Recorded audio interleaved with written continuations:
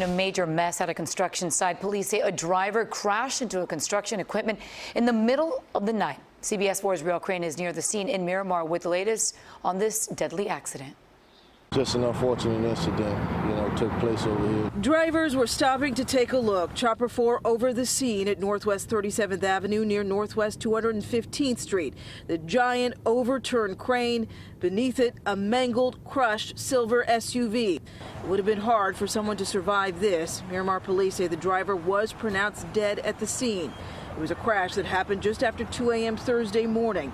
This was ongoing construction on Northwest 37th Avenue. Investigators say the vehicle ran into the crane and caused it to topple onto it. These people came looking for answers. They said they knew the driver but did not want to talk on camera.